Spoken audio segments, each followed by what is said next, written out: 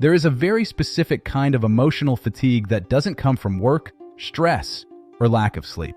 It comes from people. More precisely, it comes from relationships that look fine on the outside, but slowly hollow you out on the inside. You meet them, you talk, you laugh. Nothing dramatic happens. And yet, when you walk away, something feels off. You replay the conversation. You feel strangely smaller, less clear, less energized than before. Carl Jung warned that the most dangerous psychological wounds are not caused by open conflict, but by unconscious adaptation. When we adjust ourselves too much, too often, to maintain connection. Friendship, in its healthiest form, expands you. It stabilizes your nervous system. It allows your psyche to breathe. But toxic friendships do the opposite. They don't attack you openly. They slowly train you to abandon parts of yourself. And that's why they are so hard to recognize. Because nothing bad enough seems to happen. You don't have a clear reason to leave. You only have a growing sense of discomfort. And the psyche hates ambiguity more than pain. So it rationalizes. Maybe I'm too sensitive. Maybe I expect too much. This is just how friendships are. Jung would say this is the ego defending attachment at the cost of truth. But the body never lies. And the first sign always appears quietly. Sign 1. You start editing yourself around them before anything becomes toxic on the surface. Something shifts internally. You begin to hesitate before speaking. Not because you have nothing to say, but because you've learned, unconsciously, how it will be received. You shorten your stories. You soften your opinions. You decide certain thoughts are not worth sharing. This is not politeness. This is adaptation. In Jungian terms, this is the ego reshaping itself to preserve belonging. The psyche learns through repetition. If every time you speak, the conversation redirects back to them, your emotions are minimized, your ideas are ignored or subtly dismissed, your nervous system registers a simple rule. Expression is unsafe. So you adjust. You become more agreeable, more contained, more quiet, not because you are calm, but because you are self-censoring. A real friend is curious about your inner world. They ask follow-up questions. They remember details. They notice when something matters to you. A toxic friend doesn't need to be cruel. They only need to be uninterested. An emotional disinterest, repeated over time, creates self-erasure. You don't feel attacked. You feel invisible. But invisibility doesn't hurt immediately. It numbs. And numbness is far more dangerous than pain. Because pain tells you something is wrong. Numbness convinces you everything is fine. Yet this is only the first layer. The second sign appears the moment life stops being neutral. Pay attention to this question. When something in your life actually goes wrong, do you instinctively reach out to them? Or do you already know it won't help? That hesitation is not random, and it leads directly to the second sign. Sign 2. You feel alone even while connected. Every friendship is tested during vulnerability. Loss, fear, confusion. Moments when you are not strong, not funny, not easy. In healthy friendships, these moments create intimacy. In toxic ones, they expose imbalance. You may notice a pattern. When they are struggling, you are present. You listen. You reassure. You hold space. But when you need the same, they become distracted, unavailable, emotionally absent, sometimes politely, sometimes suddenly. This creates a subtle but powerful psychological dynamic. You become the container. They become the content. Jung would recognize this as a one-sided emotional projection. You are unconsciously assigned the role of the strong one, while they avoid confronting their own discomfort. Over time, this rewires your self-perception. You stop asking for help. You stop sharing heavy emotions. You tell yourself you don't need anyone. But this isn't independence. It's emotional abandonment, learned inside the relationship. The most damaging belief that forms here is this: my needs are too much. So you minimize them, suppress them, carry them alone. A real friend doesn't need to fix you. They only need to stay. A toxic friend disappears when emotional gravity increases. And that teaches your nervous system something devastating. Connection is conditional. But emotional absence rarely comes alone. It is often paired with something sharper, more destabilizing. At this stage, many people still stay, because absence can be rationalized. But what happens when absence turns into judgment? That's when the relationship stops feeling neutral and starts actively reshaping your self-image. And that brings us to the next sign. There is a type of criticism that sharpens you, and there is another that slowly dismantles you. At first, they can look very similar. A real friend can tell you hard truths. They can disagree with you. They can challenge your blind spots. But their feedback has a specific emotional signature. You leave feeling clearer, not smaller. A toxic friend's criticism feels different. It doesn't aim at understanding. It aims at positioning. You may hear phrases like, "I'm just being honest. You're too sensitive. I'm saying this for your own good." But notice the effect. Instead of clarity, you feel doubt. Instead of motivation, you feel shame. Instead of growth, you feel defensive or frozen. Jung spoke extensively about shadow projection. This is when someone unconsciously disowns parts of themselves and places them onto others. In toxic friendships, criticism often isn't about you at all. It's about what you mirror back to them. Your ambition triggers their insecurity. Your boundaries trigger their fear of abandonment. Your authenticity threatens their carefully constructed persona. So they criticize, not to help you evolve, but to unconsciously pull you back into a position that feels safer for them. What makes this especially confusing is that it's rarely constant. Sometimes they praise you, sometimes they support you, and then, suddenly, a cutting remark, a dismissive joke, a subtle comparison that leaves you questioning yourself. This inconsistency is not accidental. It creates psychological imbalance. You start scanning for approval, trying to get back to the good version of them, adjusting yourself again. That is how control is established without force. A real friend wants you strong, even if it means outgrowing them. A toxic friend wants you manageable. But criticism alone still might not wake you up, because many people stay believing, if I just communicate better, this will improve. And that leads us to the next sign. Watch closely what happens after conflict. Not during it, after it. Because how someone apologizes tells you more than anything they say when they're calm. In healthy relationships, conflict strengthens trust. Not because it doesn't hurt, but because responsibility repairs what pain damages. A real apology has 3 elements: recognition, ownership, change. I see how that hurt you. I take responsibility for my part. I'll do better. Toxic apologies sound different. They circle responsibility without ever touching it. I'm sorry you feel that way. That wasn't my intention. You misunderstood me.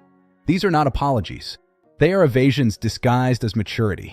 Jung would call this ego defense, the psyche protecting its self-image at all costs. Because to truly apologize means to fracture the persona, to admit imperfection, to feel guilt. And many people would rather rewrite reality than feel guilt. Over time, this dynamic creates a dangerous loop. You bring up a concern. They deflect. You end up explaining yourself more than they explain their behavior. Eventually, you stop bringing things up, not because things are resolved, but because you've learned resolution won't come. And something subtle happens inside you. Your sense of reality weakens. You start questioning whether your feelings are valid, whether you're making a big deal out of nothing. This is psychological erosion. A friendship should anchor your sense of self, not destabilize it. But there is one more pattern that reveals everything. It appears during arguments, and it has nothing to do with truth, only power. Pay attention to this. When you finally confront them, do they stay with the present issue, or do they open a mental file of everything you've ever done wrong? That answer leads directly to the next sign. In healthy friendships, the past teaches. In toxic ones, the past is stored like ammunition. Have you noticed what happens when you finally bring up something that hurt you? Instead of addressing the present issue, they suddenly remember everything.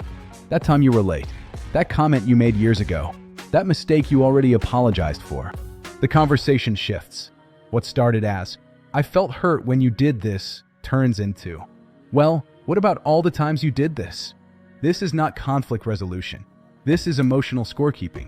And psychologically, it serves one purpose: to avoid accountability. Jung would describe this as an inflated ego defense. When the ego feels threatened, it looks for ways to restore dominance. And nothing restores dominance faster than turning the accuser into the accused. Notice the effect. You walk into the conversation hoping for understanding. You leave feeling guilty, defensive, and exhausted. The original issue disappears. The imbalance remains. Over time, this creates emotional debt. You start feeling like you owe them for past mistakes, like you've lost the right to bring things up, like your feelings must be weighed against an invisible ledger. But real friendships don't operate on debt. They operate on presence. A real friend doesn't keep a hidden archive of your flaws. They don't need leverage over you to stay connected. Scorekeeping turns relationships into power struggles. And when power replaces care, connection slowly dies. Still, many people stay in these friendships for one reason. They tell themselves, at least they're honest. But honesty without care is not honesty. It's aggression. And that brings us to the most damaging sign of all. The one that affects not just how you feel, but how you see yourself. Ask yourself this. How do you feel after spending time with them? Not during. After. That feeling is the truth your mind has been trying to ignore. Toxic friends don't always insult you directly. They're more strategic than that. They joke about things you're sensitive about. They compare themselves to you subtly. They highlight your weaknesses while disguising it as humor. And if you react, you're too sensitive. This is psychological manipulation at its quietest. Jung called this shadow exploitation. When someone senses where you feel uncertain and unconsciously presses there to elevate themselves. Why? Because insecurity creates hierarchy. When you feel smaller, they feel bigger. Over time, you may notice patterns. You feel drained after seeing them. You second-guess yourself more. You censor parts of your personality around them. That's not coincidence. A healthy friendship expands you. It gives you permission to be more yourself. A toxic one contracts you. It trains you to shrink. And here's the most dangerous part. This dynamic often feels familiar. If you grew up needing approval, avoiding conflict, or earning love through compliance, this kind of friendship can feel normal. But normal doesn't mean healthy. Jung warned that what is unconscious controls us, until it is made conscious. And once you see this pattern, you can no longer unsee it. Which brings us to the final question. What do you do once you recognize these signs? By now, something uncomfortable may be happening inside you. You're not just recognizing these signs in others. You're recognizing how long you've tolerated them. And that realization hurts. Because the hardest truth about toxic friendships is not that they exist. It's that we often stay long after our intuition has warned us. Why? Because letting go feels like failure. Psychologically, friendships become part of our identity. They reflect who we believe we are. So ending one can feel like losing a piece of ourselves. Jung would say this is the fear of individuation. The fear of becoming someone new. Someone less approved, less familiar, less attached. We tell ourselves stories. Maybe I'm overreacting. They didn't mean it. No friendship is perfect. I don't want to be alone. But notice the pattern. These thoughts don't arise when a friendship nourishes you. They arise when something is already broken. Toxic friendships don't usually end with explosions. They end with erosion. Little by little, you lose your voice, your energy, your sense of self. And the reason it's so hard to walk away is simple. You're not just leaving a person. You're leaving a version of yourself that survived by tolerating too much. That version kept the peace, avoided conflict, absorbed discomfort quietly. But that version has done its job, and it's tired. One of the most powerful forces keeping people stuck in toxic friendships is guilt. You worry, what if I hurt them? What if I'm unfair? What if I'm the problem? This is where Jung's psychology becomes essential. He warned that unearned guilt is one of the strongest tools of manipulation. Not always intentional, but deeply effective. Healthy guilt arises when you violate your values. Toxic guilt arises when you honor them. You are not cruel for choosing peace. You are not selfish for choosing distance. You are not wrong for outgrowing dynamics that no longer fit. Real friends don't require you to betray yourself to stay connected. And here's the truth no one tells you. You don't need a dramatic confrontation. You don't need closure speeches. You don't need permission. Sometimes the most mature ending is quiet. Distance. Boundaries. Less access. Not punishment. Protection. When you finally experience a healthy friendship, you'll be surprised by how little effort it takes. There is no scorekeeping, no subtle competition, no emotional landmines. You can speak without rehearsing, disagree without fear, be silent without being punished. You leave interactions feeling clearer, not smaller. Energized, not drained. Seen, not managed. Jung believed that relationships should support individuation, not prevent it. A real friend doesn't need you to stay small. They don't fear your growth. They don't benefit from your confusion. They want you whole. And once you stop tolerating toxic connections, something unexpected happens. Your standards rise. Your intuition sharpens. Your nervous system relaxes. You stop confusing intensity with intimacy. You stop mistaking familiarity for safety. And slowly, quietly, you begin attracting people who meet you where you are, not where you can be controlled. So ask yourself, honestly, who do you feel more like yourself around? Who do you feel you must perform for? Who listens, not just waits to speak? Friendships are not meant to be endured. They are meant to be lived. And choosing better connections is not betrayal. It's self-respect. If this video made you reflect, you're not alone. Awareness is the first step. Courage is the next. If you recognize someone in this video, or maybe even recognized a pattern within yourself, that's not shame. That's growth. If this resonated, like the video so more people find it. Subscribe if you want more psychology grounded in depth, not cliches. And comment below, I choose real friends. Not for anyone else, but as a quiet promise to yourself. Because the people you keep shape the life you live. And you deserve better.